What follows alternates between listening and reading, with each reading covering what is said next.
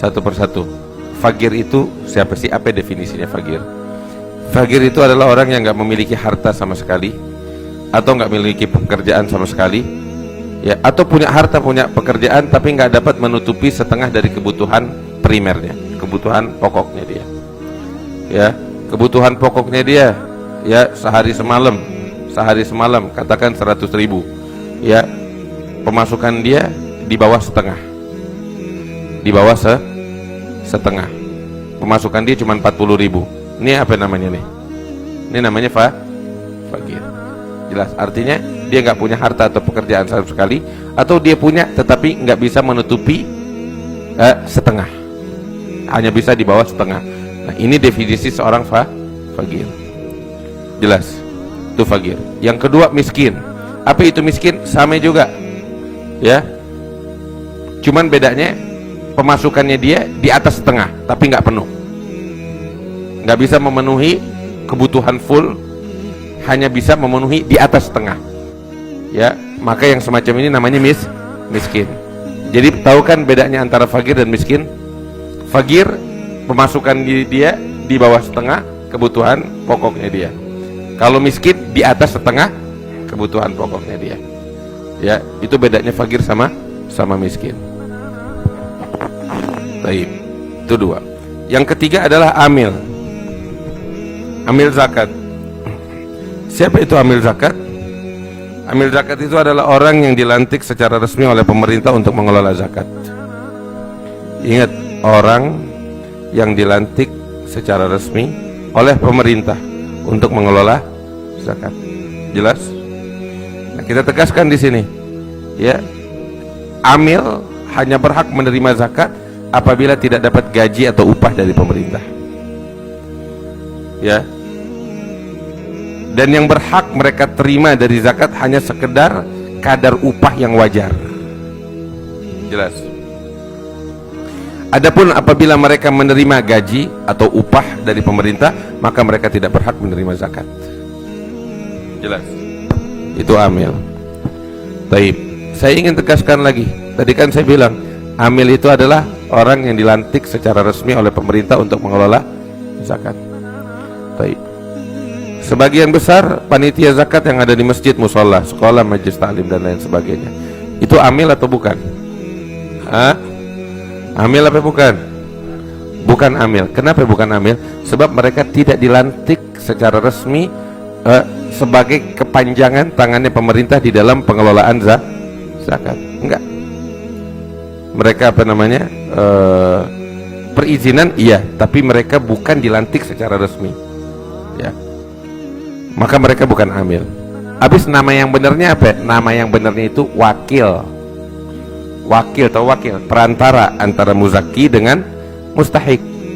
Dia terima dari muzaki untuk disalurkan kepada mustahik. Ini yang sebenarnya seperti itu. Sehingga panitia-panitia zakat yang ada di masjid, di musola, mereka itu bukan amil dan tidak berhak menerima zakat atas nama amil. Kalau memang kebetulan panitianya juga fagir atau miskin, berhak terima zakat bukan karena amilnya, tapi karena fagirnya atau karena miskinnya. Itu yang ketiga. Yang keempat, mu'allaf. Apa itu mu'allaf? Mu'allaf adalah, ini dia, ini pengertian mu'allaf. Seorang yang baru masuk Islam, yang imannya masih lemah. Baru masuk Islam, imannya masih lemah. Atau seorang tokoh masyarakat yang udah masuk Islam, imannya kuat, tapi ini orang kalau dikasih kepadanya zakat, orang lain bakal masuk Islam, ya. Maka orang yang semacam ini sekalipun imannya kuat, ya, tetapi ketika diberikan zakat, yang lain bakal masuk Islam. Yang begini dikasih zakat, ini masuk dalam golongan mu'allaf. Itu yang keempat, walaupun Islamnya udah lama. Yang kelima adalah firrigab. Firrigab ini adalah budak yang punya akad dengan majikannya bahwa dirinya akan merdeka apabila ia mampu melunasi kepada majikannya jumlah yang disepakatinya. Budak udah nggak ada di masa kita. Yang keenam, gharim. Apa itu gharim? Adalah seorang yang berhutang bukan untuk maksiat, ya, yang pada punya utang, selama utangnya bukan untuk maksiat, udah jatuh tempo nggak mampu bayar, maka dia berhak menerima zakat. Yang ketujuh, fisabilillah. Ini kalimat fisabilillah sering kita dengar. Apa itu fisabilillah? Fisabilillah itu, dan ini keempat mazhab sepakat loh dengan pengertian sabilillah. Apa itu? Fisabilillah adalah orang yang berperang di jalan Allah melawan orang kafir tanpa digaji oleh pemerintah. Ini disepakati oleh mazhab. Kalimat fisabilillah adalah orang yang berperang di jalan Allah untuk melawan orang-orang kafir tanpa digaji oleh pemerintah. Ini yang dimaksud dengan fisabilillah di dalam asnaf tsamaniyah di dalam Al-Qur'an ini. Jelas.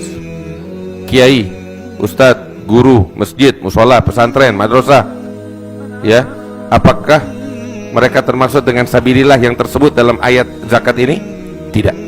Sebab mereka enggak bertempur di medan perang melawan orang-orang kafir, enggak digaji, enggak, ya. Nah,